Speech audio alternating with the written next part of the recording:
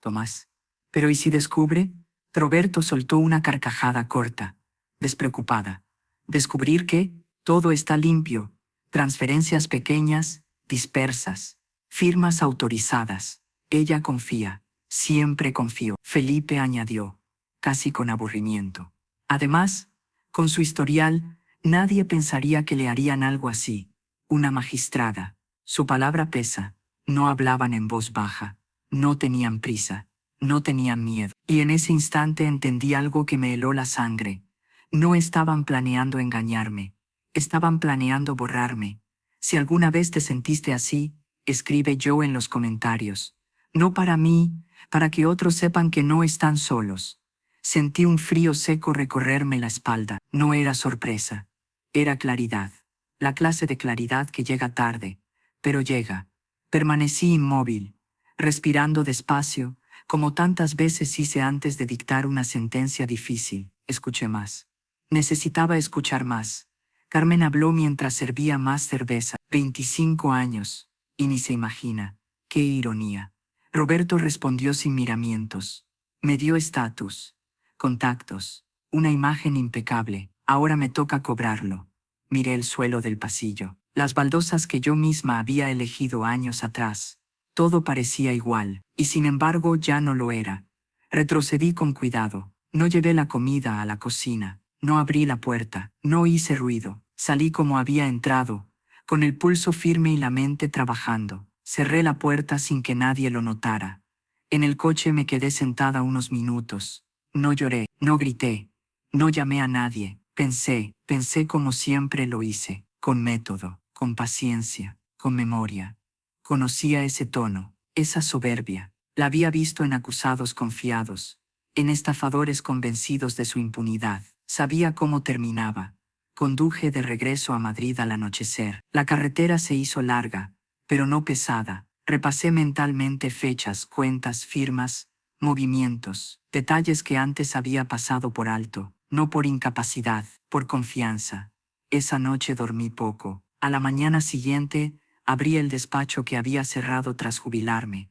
Saqué carpetas, contraseñas, archivos. Llamé a un antiguo colega, no para pedir ayuda, sino para confirmar algo que ya sabía. Durante semanas, fingí normalidad, mensajes cariñosos, llamadas puntuales. ¿Cómo está tu padre? Me alegra que esté mejor. Roberto volvió a casa con su versión ensayada. Yo asentí, sonreí, escuché.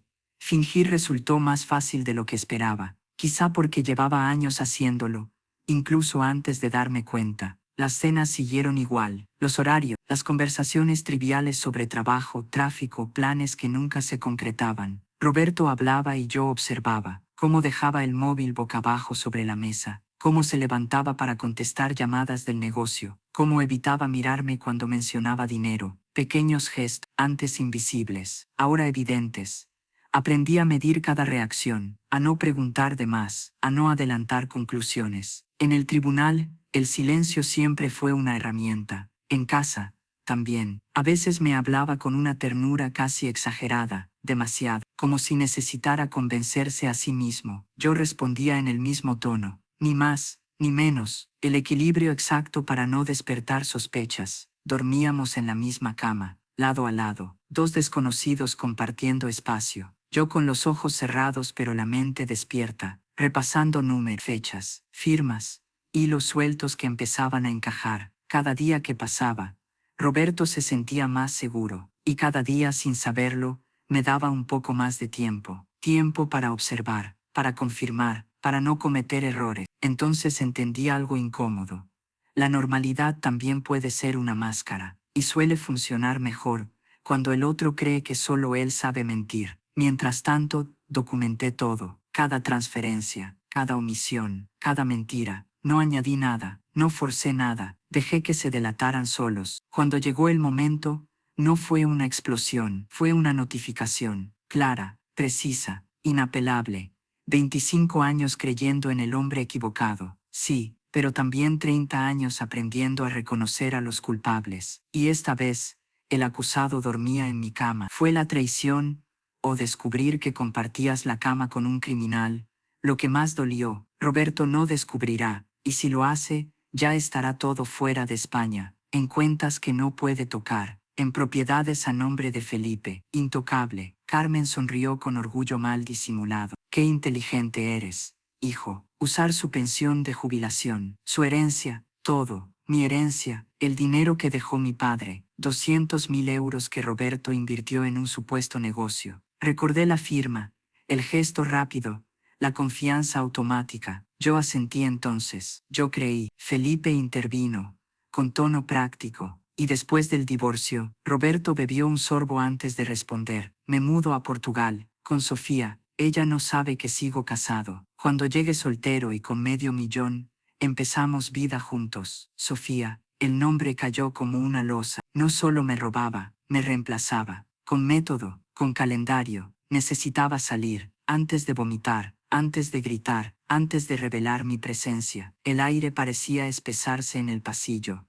Retrocedí sin hacer ruido. Dejé los contenedores de comida en la entrada, como si aquello pudiera justificar mi paso. Salí, cerré la puerta con un cuidado que jamás había tenido en 25 años. Bajé los escalones sin mirar atrás, subí al coche. Las manos me temblaban tanto que apenas acertaba con la llave. Arranqué, conduje una cuadra, estacioné, y entonces lloré.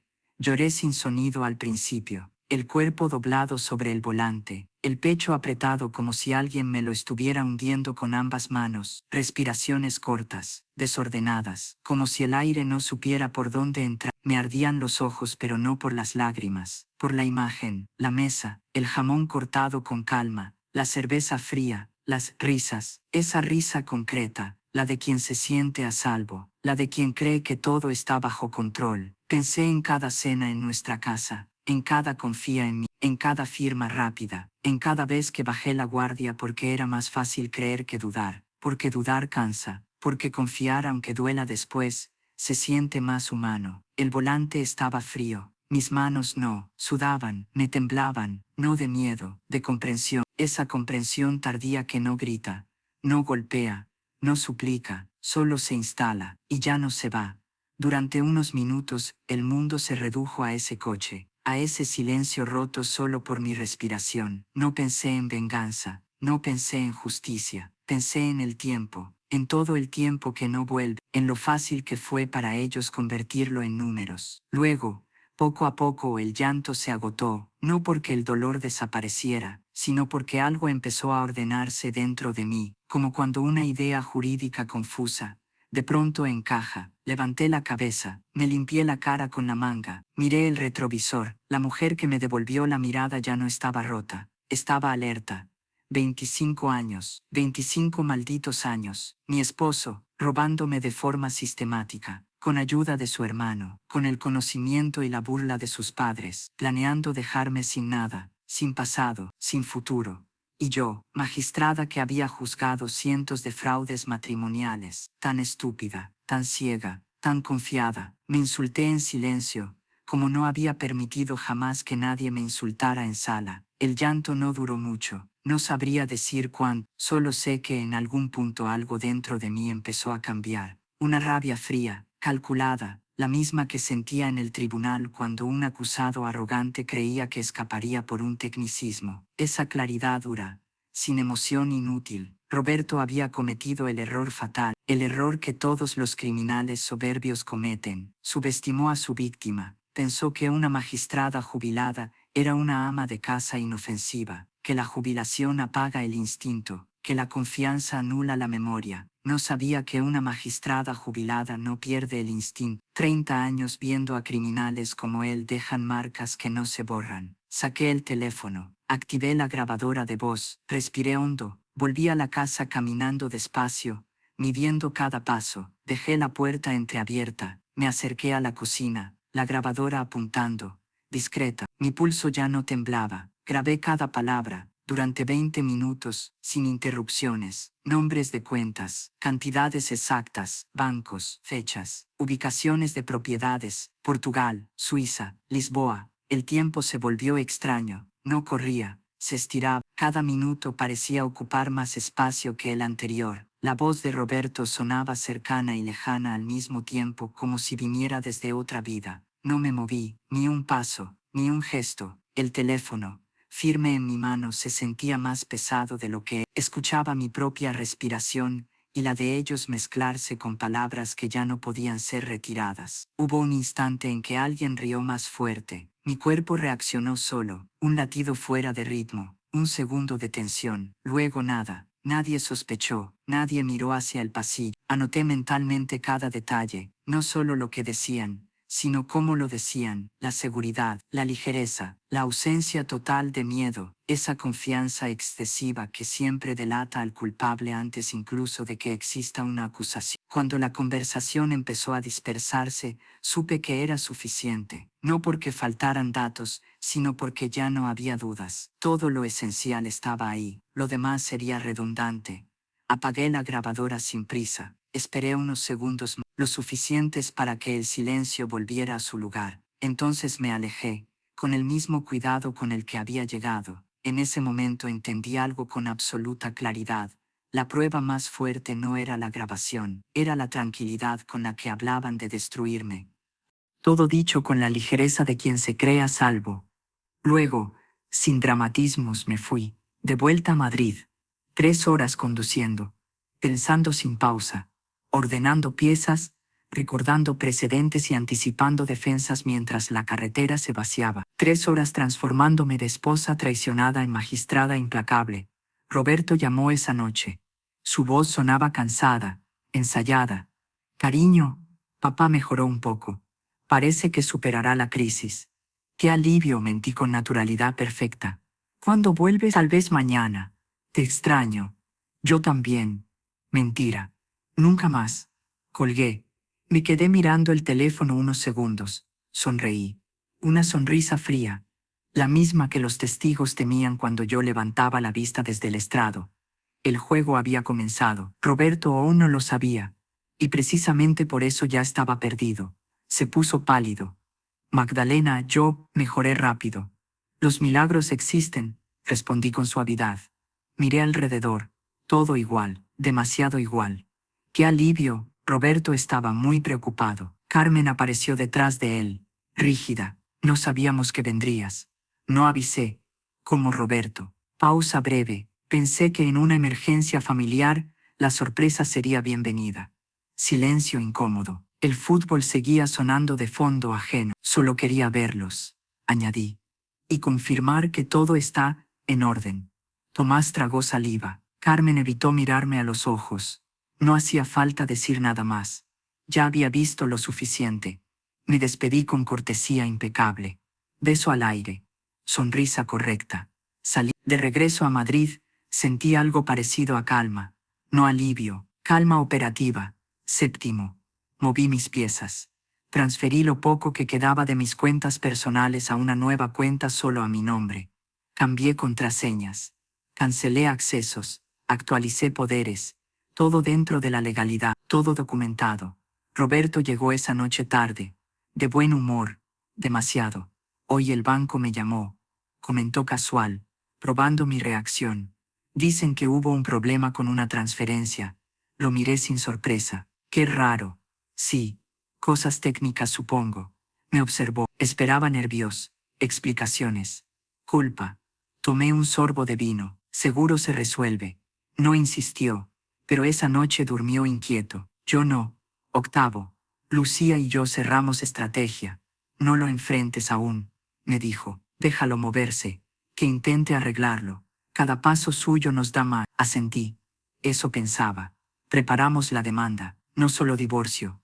Alzamiento de bienes. Fraude continuado. Administración desleal. Todo sustentado. Todo medido. Noveno. Marcos confirmó lo esperado. Roberto está nervioso. Llamó a Felipe. Discuten fuerte. Sofía le exige que se mude ya. Grabaciones. No audio. Pero mensajes. Transferencias fallidas. Está intentando mover dinero. Sonreí apenas. Demasiado tarde. Décimo esperé como se espera en un juicio largo, sin prisa, sin ansiedad, dejando que el acusado se equivoque solo. El viernes, Roberto explotó. ¿Qué hiciste con las cuentas, Magdalena? La voz tensa. No más teatro. Lo miré con serenidad absoluta. Nada indebido. No puedo mover dinero. Curioso, dije. Yo tampoco podía. Desde Asia. Se quedó quieto. Por primera vez en 25 años. No tenía respuesta preparada. ¿Qué estás insinuando? Me levanté despacio. Fui al despacho. Volví con una carpeta gruesa. La dejé sobre la mesa. Estoy insinuando, dije con voz baja, firme, que te conozco mejor de lo que tú me conoces a mí. Abrió la carpeta. Vio nombres, fechas, fotografías, transcripciones. Su cara cambió. El hombre seguro, el estratega, el estafador, todos desaparecieron. Magdalena, podemos hablar. Hablar terminó, lo interrumpí. Ahora empieza el proceso. Se dejó caer en la silla, pálido, derrotado sin entender aún la magnitud. Yo tomé mi abrigo. 25 años me mentiste, dije antes de irme, pero solo necesitaba una semana para recordarte quién soy. Cerré la puerta, y por primera vez en mucho tiempo dormí profundamente. Milagro médico, ¿verdad? Sí, milagro. Me senté sin pedir permiso, despacio, con la espalda recta, no como invitado, como alguien que ya había entendido su papel en esa casa. Carmen no sabía dónde poner las manos. Las entrelazaba, las soltaba, volvía a apretarlas. Tomás evitaba mirarme, pero tampoco lograba fingir normalidad. El televisor seguía encendido. Un comentarista gritaba un gol que nadie celebró. Roberto estaba muy preocupado, dije con tono neutro. Hablaba de ustedes constantemente, de la gravedad, de la urgencia. Nadie respondió. Dejé pasar unos segundos más. El silencio, bien usado, siempre termina hablando. Vine hace una semana, continué, el mismo día que según Roberto, Tomás estaba muriendo. Traje comida. Pensé que la familia se reúne en momentos así. Carmen tragó saliva. Tomás apretó los labios. No entré a la cocina, añadí. No hizo falta. Escuché suficiente desde el pasillo. Levanté la vista. Por primera vez los miré directamente. Cuentas en Suiza. Un apartamento en Lisboa. Un divorcio planeado. Cantidades exactas. Fechas. Nombres. Hice una pausa breve. No eran suposiciones. Eran planes. Tomás abrió la boca, pero no salió sonido alguno. Carmen negó con la cabeza, más por reflejo que por convicción. No mientan, dije con suavidad. No ahora, no conmigo. Tengo la grabación completa. El efecto fue inmediato. Carmen se dejó caer en la silla como si le hubieran quitado el aire. Tomás pasó la mano por su cara, cansado, viejo de golpe. Ustedes sabían, continué, desde el principio. Y aún así callaron, miraron a otro lado. Eso también es una decisión. Durante unos segundos, nadie habló. El partido terminó. El silencio quedó desnudo. Ahora tienen que decidir, dije finalmente, si siguen protegiendo a su hijo, o si empiezan a protegerse a ustedes mismos. No levanté la voz, no amenacé, no hizo falta. La verdad ya estaba sobre la mesa. Me senté frente a ellos. Sonrisa suave, la misma que usaba cuando un testigo creía que aún podía controlar la situación. Magistrada interrogando, aunque ya no llevara toga. Carmen Tomás, necesito confesarles algo. Vine aquí hace una semana, el día que Roberto dijo que Tomás estaba muriendo. Traje comida, para apoyar, para estar. Silencio. Carmen palideció de inmediato. Tomás bajó la mirada, y escuché una conversación interesante. Continué, sin alzar la voz, sobre cuentas en Suiza, un apartamento en Lisboa, planes de divorcio. ¿Le suena? Tomás abrió la boca, la cerró. Carmen se llevó la mano al pecho.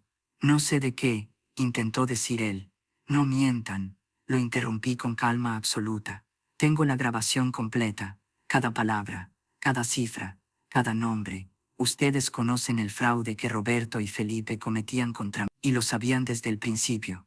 Eso los convierte en cómplices. Carmen se dejó caer en la silla. Magdalena, no es lo que piensas. ¿No? Incliné ligeramente la cabeza. Entonces expliquen. Por favor, la magistrada escucha. No pudieron, porque no había explicación posible. La culpa llenaba la habitación más que el silencio. Tienen dos opciones, dije al cabo de unos segundos. Primera, testifican contra Roberto y Felipe. Admiten su conocimiento. Cooperan plenamente con la investigación. A cambio, no presento cargos contra ustedes. ¿Y la segunda? Preguntó Tomás, con voz rota. Los incluyo en la demanda, como cómplices de fraude continuado. Pierden todo: casa, pensiones, reputación, todo lo que aún creen seguro. El silencio fue largo, pesado. Carmen lloró en silencio. Tomás apretó los puños. ¿Qué quieres que hagamos?, preguntó finalmente. Una declaración firmada, notarizada, detallando todo lo que saben. ¿Desde cuándo? ¿Cuánto dinero? ¿Qué propiedades? ¿Qué cuentas? Roberto es nuestro hijo, murmuró Carmen, y yo fui su esposa durante 25 años. Respondí sin dureza, pero sin espacio para réplica. Mientras él me robaba, me mentía y planeaba dejarme sin nada. Elijan un lado, pero elijan rápido. Tardaron, discutieron, lloraron, maldijeron, pero accedieron. 2 horas después, tenía una declaración completa, firmada, notarizada en una pequeña notaría del barrio, clara, detallada, inapelable. Roberto había iniciado el fraude hacía 7 años. Felipe manejaba las cuentas extranjeras. Compraron propiedades con mi dinero. El plan era divorciarse cuando alcanzaran el $500,000. Los padres lo sabían, lo aprobaron, porque según ellos, Magdalena era rica y no necesitaba tanto dinero. Evidencia sólida, irrefutable. Volví a Madrid esa misma noche. Roberto llegó tarde. ¿Cómo estuvo tu día?, preguntó dejándose caer en el sofá. Tranquilo. ¿Y el tuyo? Ocupado. Las ferreterías no paran. Seguro. El mentiroso perfecto. Una semana después, el caso estaba completo. Documentación bancaria con transferencias sistemáticas. Fotografías de Roberto y Sofía en Lisboa. La declaración de mis suegros. La grabación original. Registros de propiedades, a nombre de Felipe pagadas con mi dinero. Todo ordenado, todo fechado, todo letal. Lucía revisó el expediente en silencio. Al final levantó la vista. Magdalena, esto es devastador. Para él. Bien, respondí. Eso es exactamente lo que quiero. ¿Cuándo presentamos? Mañana, sin aviso previo. Golpe quirúrgico. ¿Y Roberto? Que se entere cuando reciba la notificación oficial. Esa noche cené con Roberto, la última cena como pareja. Actuó a la perfección. Esposo atento, cariñoso, hablando de planes, de vacaciones juntos, de futuro. Yo también actué, esposa interesada, sonriente, tranquila, pero por dentro contaba las horas hasta que la magistrada dictara sentencia contra el criminal que dormía en su cama. Audiencia avanzó sin pausas, una pieza tras otra, sin dramatismos innecesarios. El director del banco continuó. Las transferencias se fraccionaban para evitar alertas automáticas. Cantidades variables, siempre a cuentas vinculadas indirectamente al señor Felipe Cortés. El patrón es claro. El juez tomó notas. Lentas, precisas, declaró Marco Silva, detective privado. Mostró fotografías, informes, registros de viajes. Confirmó vigilancia durante 6 semanas. El señor Roberto Cortés viajaba mensualmente a Lisboa. Se alojaba siempre en el mismo apartamento. Allí convivía con Sofía Ramos. El inmueble fue adquirido 2 años atrás con fondos que, según los extractos bancarios, proceden de la cuenta de la señora Magdalena Cortés. Ruiz intentó objetar. Esto es irrelevante para un divorcio. El juez lo cortó. No cuando se discute apropiación indebida y ocultación de bienes. Felipe fue llamado. Nervioso, sudando, negó al inicio. Luego, frente a documentos, admitió manejo de cuentas extranjeras por encargo de su hermano. Admitió que el dinero no era suyo.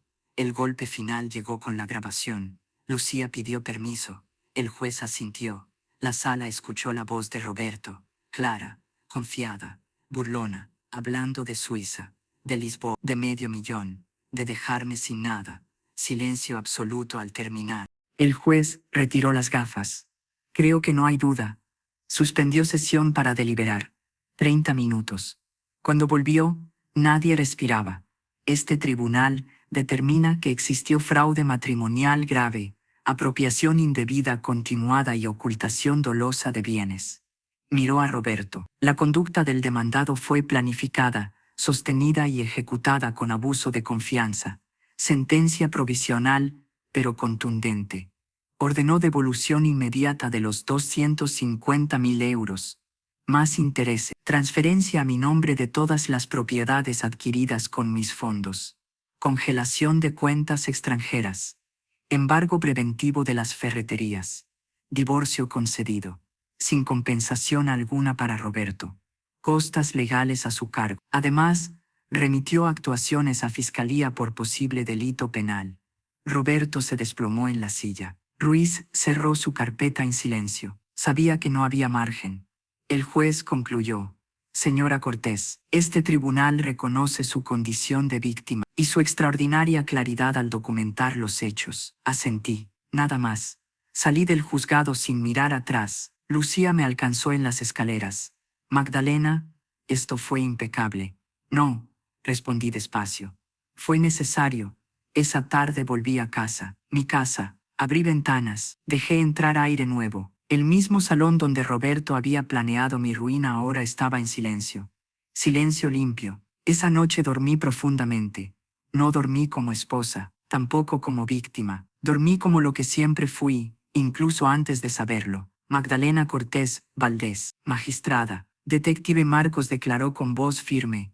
Vigilé a Roberto durante 3 semanas. Se reunía con regularidad con su hermano Felipe. Hablaban de finanzas, números. Claramente planeaban algo. También documenté viajes a Lisboa, siempre al mismo apartamento. El de Sofía Ramos. Carmen y Tomás testificaron después, obligados, admitiendo conocimiento completo. ¿Sabían que Roberto robaba a su nuera?, preguntó el juez. Carmen rompió a llorar. Sí. ¿Y lo aprobaron? Pensamos que Magdalena tenía suficiente dinero, que no le haría falta. ¿Entonces participaron en un fraude contra un miembro de su familia? No lo vimos así. ¿Cómo lo vieron? Silencio, largo, incómodo, porque no había justificación posible. Finalmente fue mi turno. Subí al estrado. Juré decir la verdad, como si necesitara jurar. La verdad había sido mi oficio durante 3 décadas. Lucía me interrogó con precisión. Señora Cortés, ¿cuándo descubrió el fraude? Hace 2 meses, cuando fui a Salamanca creyendo que mi suegro estaba muriendo. Escuché una conversación entre Roberto, Felipe y los padres de Roberto. Planeaban mi destrucción financiera. ¿Cómo se sintió? Traicionada, usada, pero también furiosa, porque pasé 30 años persiguiendo exactamente a este tipo de criminales. Y estaba casada con uno. Confiaba en Roberto, completamente. Firmé poderes sin leer. Nunca revisé cuentas. Creí cada mentira. Fui una magistrada rigurosa en el tribunal y una idiota total en casa. ¿Qué hizo después de descubrirlo? Lo que haría con cualquier criminal. Construí un caso, recolecté evidencia, documenté cada delito, y ahora busco justicia. Ruiz inició el contrainterrogatorio. Señora Cortés, ¿no es cierto que siente rencor porque Roberto quería divorciarse? No, siento rencor porque robó 250.000 euros. Divorciarse era su derecho, robarme no. ¿Pero usted también busca dinero en este divorcio? Busco mi dinero de vuelta, el que él robó. No pido un céntimo que sea suyo. ¿Cómo sabe que las transferencias no estaban autorizadas? Porque nunca las autoricé. Nunca fui informada. Nunca vi estados de cuenta. Roberto controló todo. Ese era su plan. No es posible que simplemente lo olvidara. Lo miré, luego al juez. La voz salió fría a medida. Magistrada en modo total. Pasé 30 años juzgando casos complejos, evaluando pruebas extensas, dictando sentencias con miles de páginas. No olvidé, fui engañada, deliberadamente, sistemáticamente, por un criminal que compartía mi cama. La sala quedó en silencio. Ruiz no tuvo más preguntas. Llegaron los alegatos finales. Lucía fue directa. Su señoría, esto es fraude matrimonial en su forma más cruel. Roberto Cortés utilizó la confianza de su esposa para robar durante 7 años. 250.000 euros, transferidos, ocultados, usados para sostener una vida paralela con una, todo mientras planeaba abandonar a la víctima sin recursos. Solicitamos divorcio inmediato, devolución total de fondos, transferencia de propiedades, compensación por daño emocional y costas legales completas. Ruiz lo intentó, débil. Su señoría, pido clemencia. Mi cliente cometió errores, pero no es un criminal. El matrimonio simplemente falló. El juez lo interrumpió. ¿El matrimonio falló o el esposo robó de forma sistemática durante años? No confunda los términos, letrado. Ruiz se sentó, derrotado. El juez deliberó 3 días. La audiencia final fue el viernes. Sala llena. Prensa presente. El caso había atraído atención. Magistrada contra esposo ladrón. El juez Mendoza entró con expresión severa. He revisado la evidencia exhaustivamente, y la conclusión es clara. Roberto Cortés cometió fraude matrimonial masivo, sistemático, premeditado. Roberto palideció. La evidencia demuestra transferencias no autorizadas por un total de 250.000 euros, uso de poderes obtenidos mediante engaño, compra de propiedades con fondos de la esposa registradas a nombre de terceros, relación extramatrimonial financiada con dinero de la víctima, y un plan documentado de abandono financiero. Por tanto, la sentencia es la siguiente: silencio absoluto.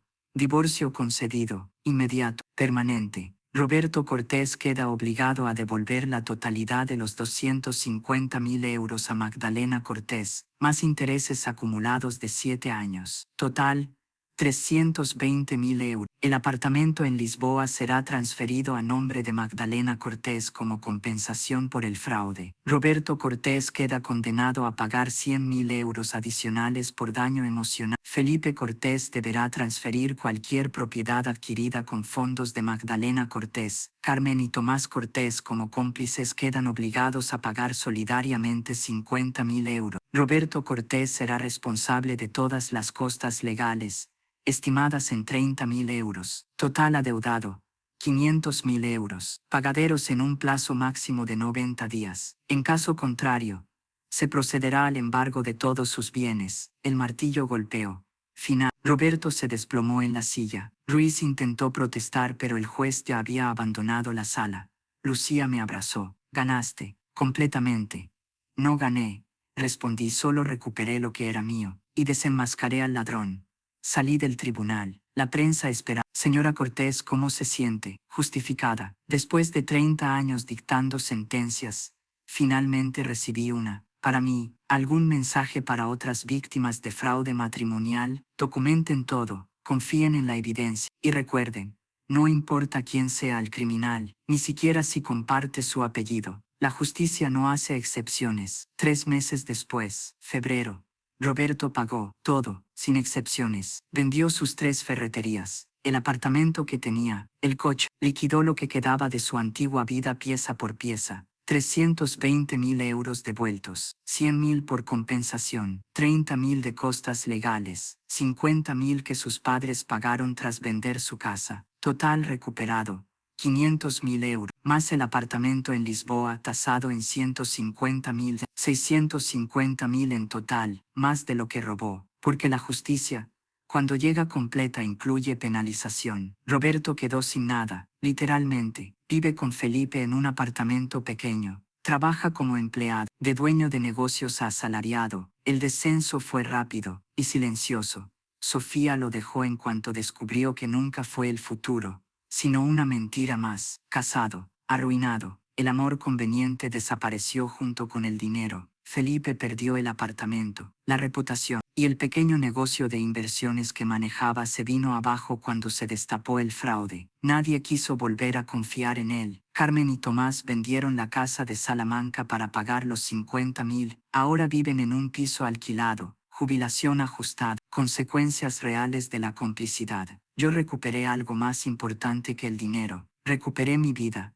Vendí la casa de Pozuelo. Demasiados recuerdos atrapados en las paredes. Compré un apartamento moderno en Malasaña, 2 habitaciones, terraza, vista abierta a la ciudad. Lo decoré desde cero, ningún objeto de Roberto, ningún rastro del pasado, solo luz, espacio, futuro. Retomé la consultoría legal, especializada en fraude matrimonial, ayudando a mujeres en situaciones parecidas, muchas, demasiadas, y lo hago gratis, porque entiendo como pocas personas lo que significa ser traicionada por quien creías tu refugio. También empecé terapia, con la doctora Silvia Ramos, para procesar 25 años de engaños sin anestesia. ¿Cómo te sientes respecto a Roberto ahora?, me preguntó en una sesión. Nada, respondí sin dudar, literalmente nada. Mi odio, mi amor, mi rencor, es nadie.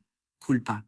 ¿Culpa por qué? Por no haber visto las señales. Las pensé un segundo, las vi, elegí ignorarlas, porque confiar es más fácil que sospechar. Pero eso no es debilidad, es humanidad. Silvia asintió. Buena perspectiva. 30 años como magistrada me enseñaron algo. Añadí, no eres responsable de los crímenes que otros cometen contra ti, solo de cómo respondes. ¿Y cómo respondiste? Con justicia, completa, devastadora, y sí, satisfactoria. Silvia sonrió. Creo que estás bien. Y lo estaba. También viajé. Portugal fue irónico y necesario. Fui a Lisboa, al apartamento que ahora era mío, limpio, moderno, con vista al Tajo. Lo alquilé, ingresos pasivos, usando la inversión de Roberto para mi propio beneficio. Justicia circular. Luego París, Roma, Barcelona, ciudades que siempre quise visitar y que Roberto posponía con el año que viene. A los 63 años descubrí el mundo, sola, y fue profundamente liberador. Conocí a Daniel en una clase de pintura en El Retiro, 65 años, arquitecto jubilado, viudo desde hacía 3 años, amable, honesto, transparente, nada que ocultar, nada que probar, nada que ver con Roberto. Empezamos como amigos, café después de clase, conversaciones largas sobre arte, viajes, pérdidas, silencios cómodos. Con el tiempo sin prisas, se convirtió en algo más, cenas, películas, paseos sin agenda. No un amor desbordado, sino compañía genuina, respeto mutuo, honestidad sin esfuerzo. ¿Te asusta volver a confiar? Me preguntó una tarde caminando despacio. Aterrada, admití. Pero no voy a permitir que Roberto destruya mi capacidad de amar. Eso sería darle un poder que ya no tiene. Daniel apretó mi mano, sin promesas, sin discursos, y entendí algo tarde, pero a ti la justicia no siempre castiga como uno espera, pero a veces devuelve a la víctima algo esencial, a sí misma. Entiendo, dijo Daniel con calma. Mi esposa murió, pero también me traicionó, una aventura años antes. Lo descubrí después del funeral, y dolió más que la muerte. ¿Cómo lo superaste? Pregunté. Perdonando, no a ella, a mí, por haber sido humano, por haber confiado, por haber amado. Daniel entendía, completamente, no hacía falta explicar más. No nos apresuramos, sin presión, sin expectativas, solo presente genuino, conversaciones honestas, silencios cómodos, tiempo compartido sin máscaras. 1 año después del divorcio, volví al tribunal, no como magistrada, como testigo experta. Caso similar, esposa robada por su esposo. El fiscal me pidió testificar sobre patrones de fraude matrimonial. Acepté sin dudar. La sala me resultaba familiar. El estrado desde el que dicté sentencias durante 30 años. Pero esta vez, desde el otro lado, sin toga, sin autoridad formal, solo experiencia. Señora Cortés, preguntó el fiscal, basado en su trayectoria, ¿qué caracteriza el fraude matrimonial? Confianza explotada de forma sistemática, respondí. Uso de la intimidad para acceder a recursos, documentación falsa o engañosa, transferencias ocultas, y siempre, siempre, la arrogancia del perpetrador, creyendo que la víctima es demasiado tonta o demasiado confiada para descubrirlo. ¿Cómo puede detectarse?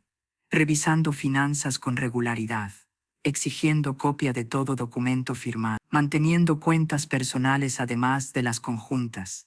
Y nunca, nunca, firmando poderes sin leerlos por completo. ¿Algún consejo para las víctimas? Documenten todo. Busquen ayuda legal inmediata. Y recuerden algo esencial. No están solas. Y no es su culpa. Criminal es quien roba, no quien confía. Hubo aplausos en la sala. Impropios, quizá, pero el juez no los detuvo. El mensaje había resonado, especialmente entre las mujeres presentes. Lo vi en sus miradas, en la forma en que se enderezaron en los asientos. Después, el fiscal se acercó. Tu testimonio fue decisivo. Esa mujer ganará el caso. Gracias. No, corregí con suavidad. Gracias a la evidencia. Yo solo ayudé a ordenarla. Esa noche Daniel y yo cenamos en nuestro restaurante favorito, un pequeño italiano en Lavapiés, el de siempre. ¿Cómo te sentiste volviendo al tribunal?, me preguntó. Bien, respondí. Extrañaba la justicia, aunque ahora la miro desde otro ángulo. ¿Extraña ser magistrada? A veces, pero también valoro la libertad, elegir a quién ayudar, sin burocracia, sin presión, vivir más ligera. ¿Eres feliz? Pensé. De verdad pensé. Un año atrás, mi esposo me había robado. Su familia me había traicionado. Mi vida se había derrumbado. Ahora tenía mi dinero de vuelta. Un hogar nuevo. Una carrera redefinida. Y un amor que no exigía nada. Sí, dije al fin. Feliz. Más feliz que en 25 años de un matrimonio falso. Me alegra, dijo Daniel, levantando su copa. Brindamos. Por las segundas oportunidades. Por la justicia. Por la vida después de la traición. Roberto intentó contactarme una vez. Un correo largo. Magdalena. Lo siento. De verdad. Fui idiota. Codicioso. Cegado por el dinero. Perdóname. Respondí con una sola línea. Disculpa aceptada.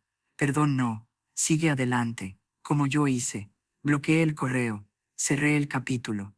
Definitivamente. Porque perdonar no significa olvidar, ni reconciliar. Significa liberar el odio. Pero no volver a abrir la puerta. Hoy, sentada en la terraza, sol de marzo, café en la mano, miro Madrid, la ciudad que me vio ser magistrada, esposa, víctima, sobreviviente, y sonrío, porque Magdalena Cortés no es la mujer que un hombre destruyó, es la magistrada que un hombre subestimó, y que le enseñó una lección que jamás olvidará. Puedes robar dinero, a veces incluso años, pero la confianza no se roba sin dejar rastro. Pero nunca, nunca subestimes a una mujer que pasó 30 años destruyendo criminales como tú, porque cuando una magistrada se convierte en víctima, el criminal se convierte en ejemplo, y la justicia, incluso cuando es personal y duele, termina encontrando su forma de prevalecer. Esta historia termina aquí, pero la de mañana no. Aquí contamos lo que nadie se atreve a decir.